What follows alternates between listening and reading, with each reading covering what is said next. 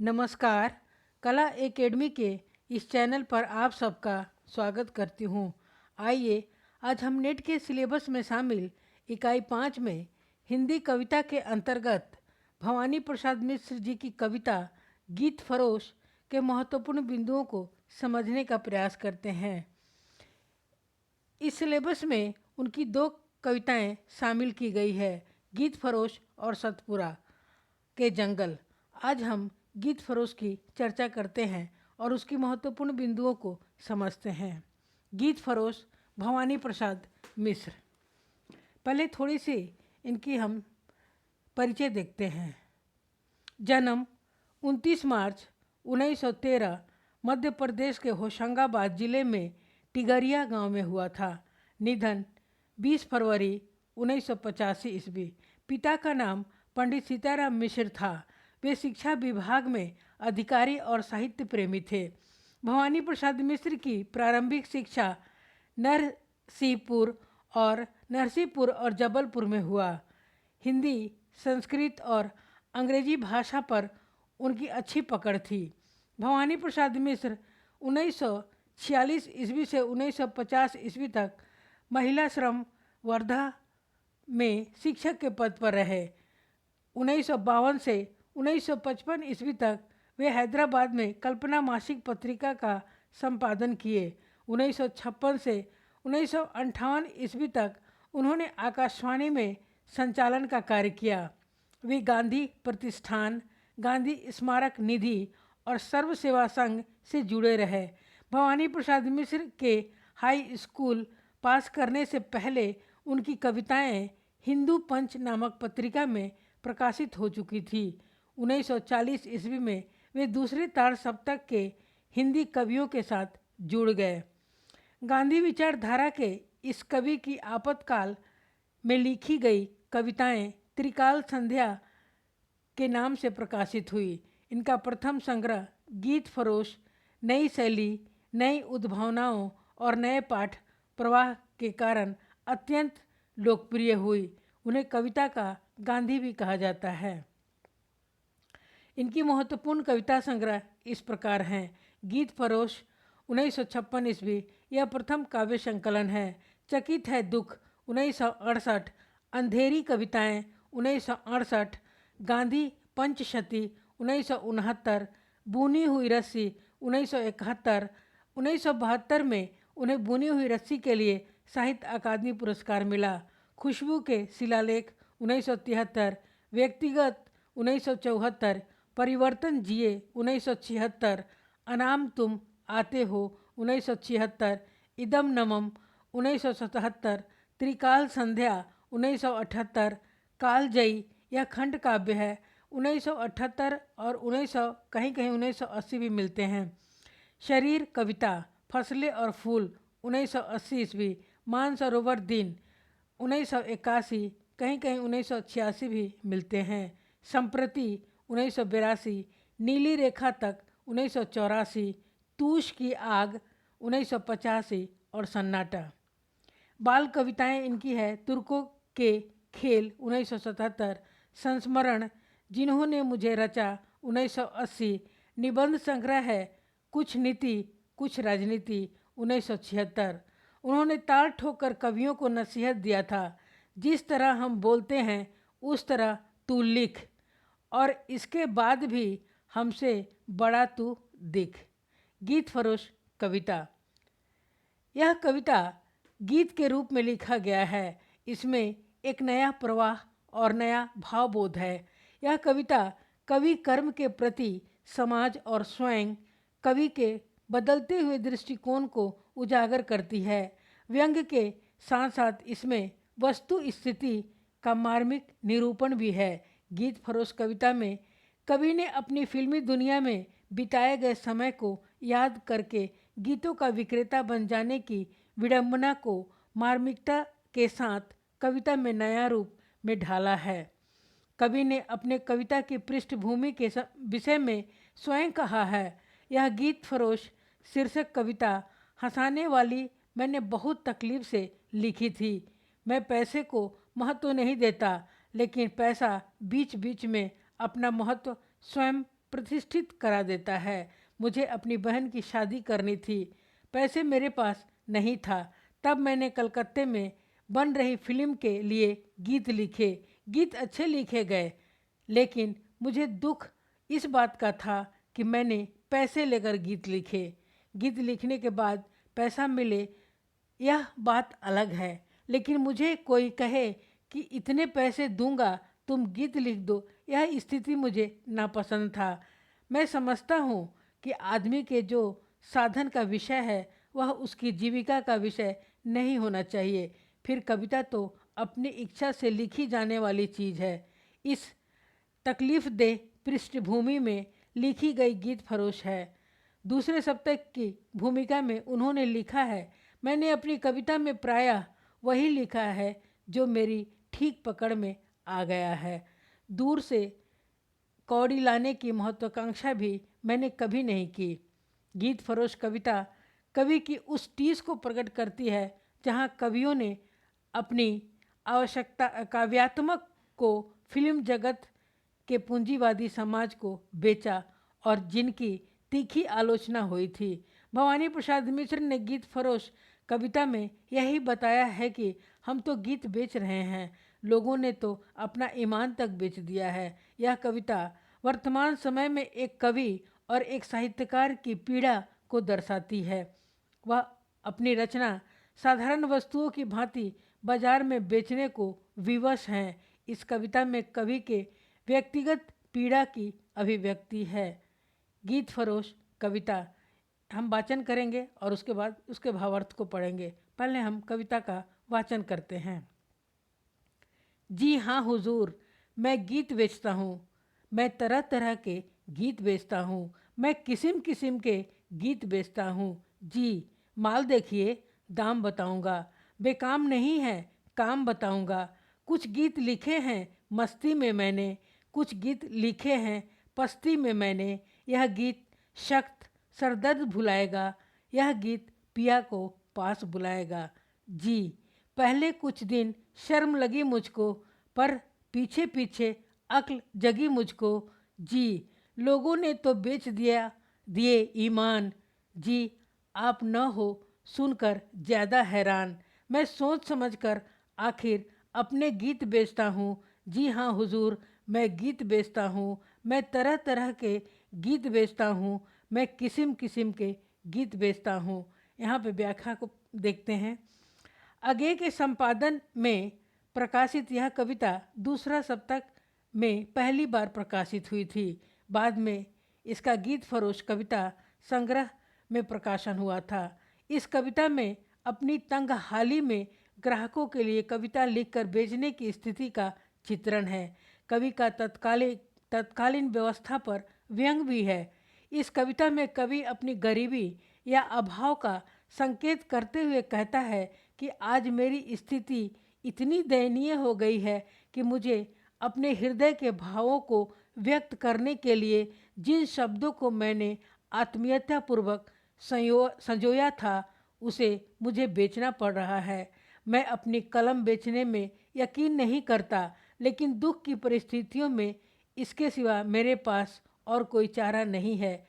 कोई भी सच्चा कवि अपनी कलम बेचना नहीं चाहता है, पर भीषण आर्थिक तकलीफ में वह ऐसा करने के लिए लाचार और विवश हो जाता है। कवि बिना किसी संकोच और ग्लानि से स्पष्ट कहता है कि जी हाँ हुजूर, मैं गीत बेचता हूँ, भांति भांति के गीत बेचता हूँ। यहाँ यह भी कहा जा सकता है कि परिस्थितियाँ मनुष्य को ग्लानि और संकोच से दूर कर देती है। दूसरी बात यह है कि कवि कविता नहीं गीत बेचता है। कविता और गीत में अंतर होता है। गीत बेचना कवि की शौक नहीं, मजबूरी है। आज पूंजीवादी दौड़ में सब कुछ बिकाऊ है। कवि के पस्त गीतों का अथाह भंडार है। कवि ग्राहकों से आग्रह करता है, आप गीत पसंद कीजिए, आपकी पसंद के गीतों का कोई न कोई अर्थ अवश्य होगा। माल पसंद आ जाए तो उसका दाम बता दूंगा। मेरे गीत आपके किसी न किसी काम के अवश्य होंगे।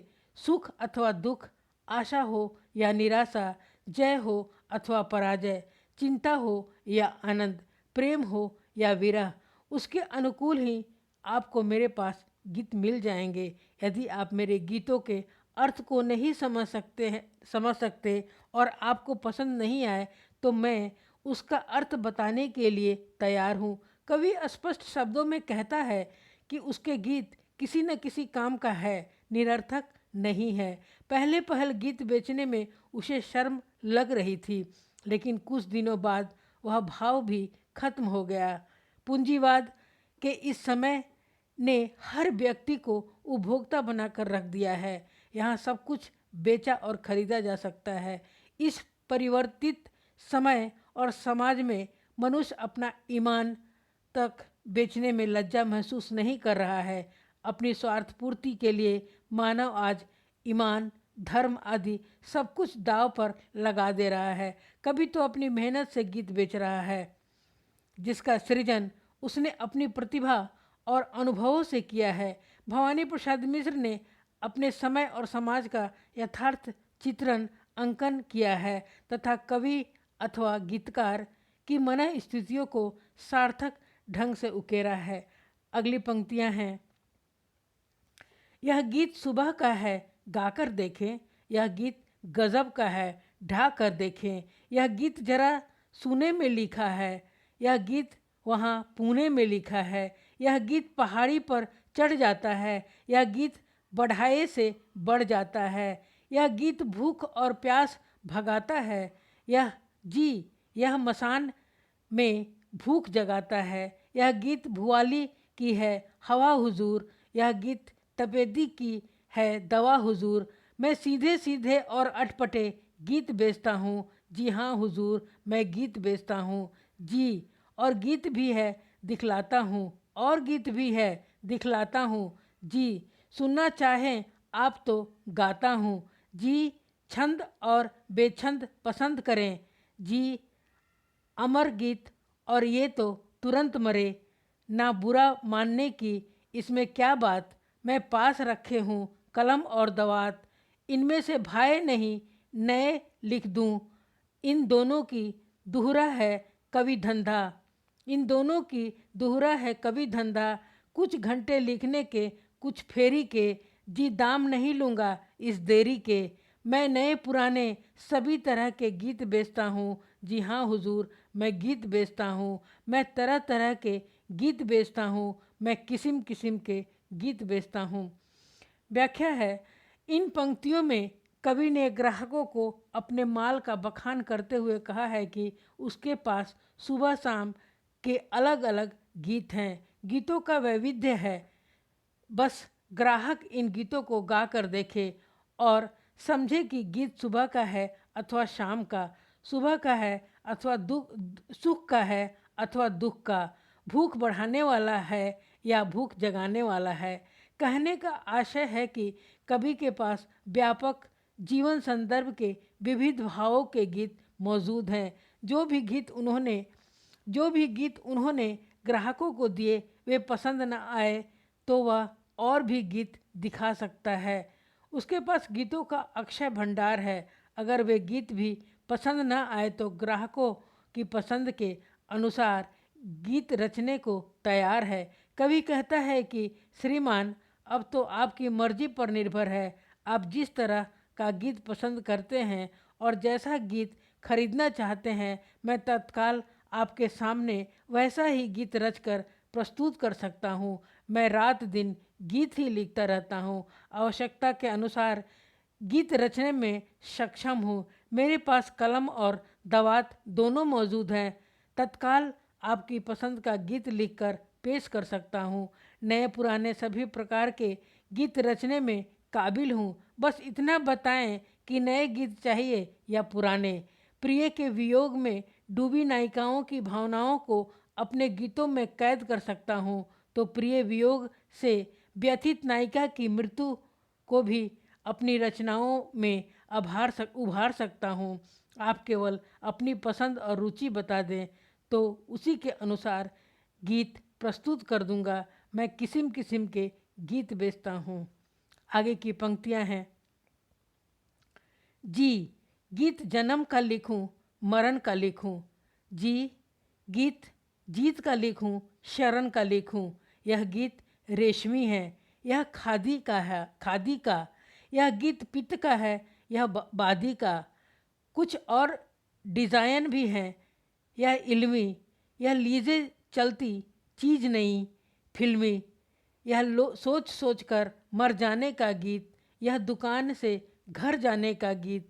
जी नहीं, दिल लगी कि इसमें क्या बात, मैं लिखता ही तो रहता हूँ दिन रात। तो तरह तरह के बन जाते हैं गीत। जी रूठ रूठ कर मन जाते हैं गीत। जी बहुत ढेर लग गया, हटाता हूँ, ग्राहक की मर्जी, अच्छा जाता हूँ। मैं बिल्कुल अंतिम और दिखाता हूँ, या भीतर जाकर पूछ आइए आप। है गीत बेचना वैसे बिल्कुल पाप, क्या करूं मगर लाचार हार कर गीत बेचता हूँ। जी हाँ हुजूर, मैं गीत बेचता हूँ। मैं तरह तरह के गीत बेचता हूँ, मैं किस्म किस्म के गीत बेचता हूँ। व्याख्या है। इन पंक्तियों में कवि ने कहा है, मैं मानव जीवन की प्रत्येक स्थिति के अनुसार गीतों की रचना कर सकता हूँ। जन्म, मृत्यु, हार, जीत आदि तमाम डिज़ाइन के गीत मेरे पास हैं। इल्मी हो या फिल्मी, चिंता हो अथवा मस्ती, सभी प्रकार के गीत लिख सकता हूँ। आपको कोई गीत पसंद ना हो आए तो कोई बात नहीं, मैंने आपको बहुत माल दिखाया है। आपसे इतना अनुरोध है कि आप अपनी पसंद बता दें, आपकी सेवा में वैसे ही गीत तत्काल रच दिया जाएगा। जरा ठहरिए, उठकर ना जाएं, मैं आपको अपना आखिरी गुट दिखाता हूँ। हो सकता है वह आपके पसंद का हो। मुझे पता है कि गीत बेचना पाप है, लेकिन मैंने लाचारी में यह पेशा अपनाया है। जिस प्रकार फेरी वाला अपने सामान की खूबी बताता है, ठीक उसी तरह कवि ने भी अपने गीतों के गुणों का बखान किया है। मैं किस्म किस्म के गीत बेचता हूँ। बाजारवादी अर्थव्यवस्था और उसकी शोचनीय आर्थिक स्थिति ने उसे लाचार और विवश बना दिया है। इस कविता को समझने के लिए कवि ने गीत फरोश के बारे में जो लिखा उसे समझते हैं।